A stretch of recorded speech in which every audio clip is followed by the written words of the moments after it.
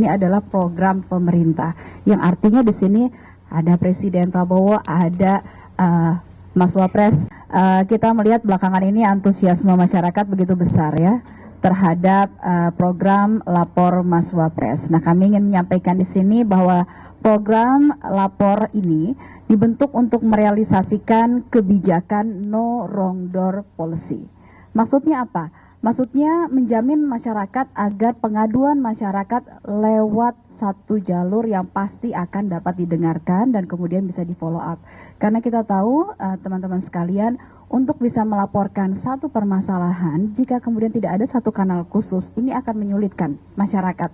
Bagaimana masyarakat bisa melaporkan hal-hal kesulitan yang mereka alami jika mereka saja tidak mengetahui kanal yang tepat harus melapor seperti apa.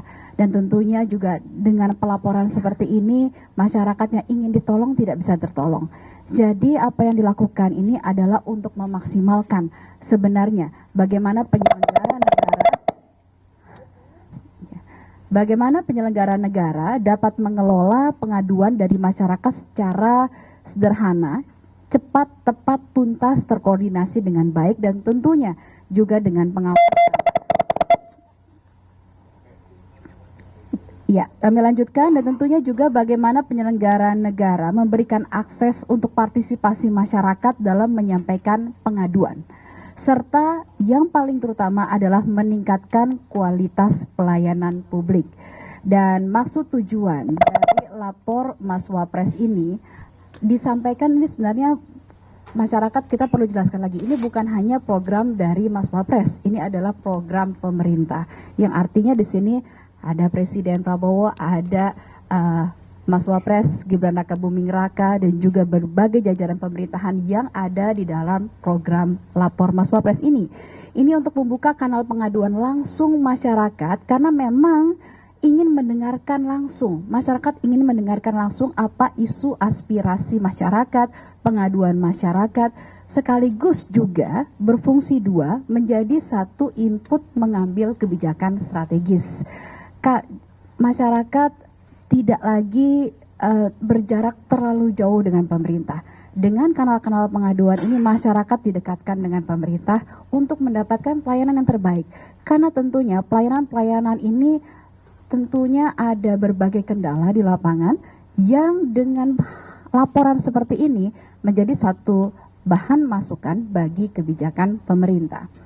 Dan kami mau jelaskan kembali bahwa program ini bukanlah sebuah program yang terpisah berdiri sendiri dari sistem pengelolaan pengaduan pelayanan publik nasional, layanan aspirasi dan pengaduan online rakyat yang kemudian disingkat dengan SP4N Lapor yang sudah ada sebelumnya. Ini terkonsolidasi datanya sedemikian rupa dan saat ini program tersebut telah terhubung dengan seluruh kementerian lembaga, ada 96 lembaga, ada 493 pemerintah daerah di Indonesia. Jadi ini bukan satu-satunya kanal pelaporan, ini memaksimalkan penerimaan laporan masyarakat program ini. Sehingga kemudian bisa juga tetap dilakukan. Jika kemudian masyarakat ada yang bertanya bagaimana ketika kami yang ada di daerah tetap bisa melakukannya melalui lapor yang programnya juga sudah terus berjalan dan sudah ada di berbagai daerah. Dan tentunya program ini karena ini merupakan sebuah kebijakan publik yang merupakan kebijakan pemerintah, tentu ada dasar hukumnya. Dasar hukumnya adalah sesuai dengan Undang-Undang Nomor 25 Tahun 2009 tentang Pelayanan Publik, serta juga ada Permen Pan RB tahun 62 tahun 2018 tentang pedoman sistem pengaduan pelayanan publik nasional. Jadi lagi-lagi ini bukanlah program yang berdiri sendiri, sudah ada tatanan hukumnya dan sudah kemudian terintegrasi dengan program yang ada sehingga dapat lebih dimaksimalkan. Total laporan yang sudah masuk saat ini diterima sampai dengan hari keempat ini ada 296 laporan yang sudah masuk begitu ya. Laporannya berbagai macam begitu, dari mulai laporan masyarakat mengenai kasus-kasus pendidikan, kemudian juga ada kesehatan dan juga terkait dengan juga sengketa tanah. Dan kami informasikan bahwa program lapor ini adalah sebuah program yang wajib Jadi ya, program lapor yang sudah terbangun saat ini merupakan program wajib untuk seluruh institusi, kementerian, lembaga, juga pemerintah daerah. Menjadi satu kanal untuk kemudian menerima aduan masyarakat yang nanti akan diklasterisasi dan kemudian ditindaklanjuti sekaligus juga menjadi bahan masukan bagi pemerintah. Semoga informasi tersebut bisa membantu teman-teman media sekalian untuk membuat pemberitaan yang lebih jelas bagi masyarakat. Terima kasih. Baik, kita langsung saja buka 3 pertanyaan. Silakan satu. Pertama yang mau saya tanyakan itu kan terkait laporan ini Langsung dilepas aja. Ya. Kira-kira gitu. Baik, makasih Mas dari bisnis lapor ini. Pertama, laporan diterima, kemudian tahap kedua adalah proses verifikasi.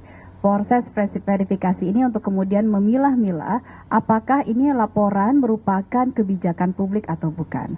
Kemudian apakah laporan ini memang laporan dari pihak yang benar-benar orangnya langsung benar-benar ada, karena tentu juga ada laporan-laporan yang kita perlu verifikasi identitas dari pelapor tersebut.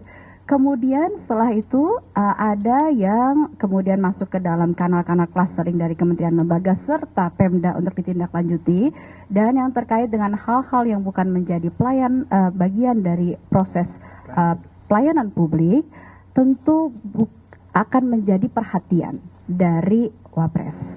Jadi tidak akan diabaikan, akan menjadi satu perhatian dari Wapres. Jadi tidak semerta-merta kemudian tidak ditindaklanjuti, tapi tentunya akan menjadi perhatian. Setelah itu proses ketiga adalah tindak lanjut.